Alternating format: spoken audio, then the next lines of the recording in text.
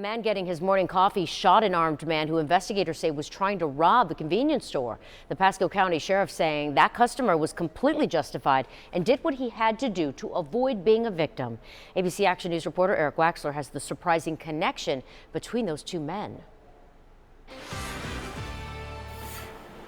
Investigators say the customer was here at the Marathon convenience store getting coffee as he did every morning. That's when a masked man, identified by the sheriff's office as Christopher Lilly, came in with a gun. He forced the customer and a clerk into the cooler. They were afraid that there may have been more accomplices. They were afraid he was going to come back there and shoot them. But that customer was armed too and came out shooting at Lilly, but missing.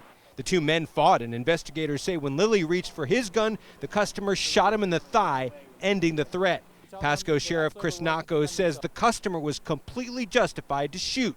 If you're in a life and death situation and you're in fear of your life, you absolutely have your God-given right in Pasco County to defend yourself. Investigators say when the customer took off Lilly's mask, he realized he knew him. Lilly worked for him in the past. This sounds like pretty much an open and shut case. Retired 34-year law enforcement veteran Scott Grant teaches a concealed weapons class and says while the customer did the right thing, shooting someone is not always easy to live with. This gentleman that did the shooting is going to go through a lot of things. He just shot somebody. So it's not as simple for him as it is everybody else. So first, number one, if you can get away, get away. Number two, if you're cornered and you have no other choice, you're going to have to take whatever actions necessary for you to go home at the end of the night.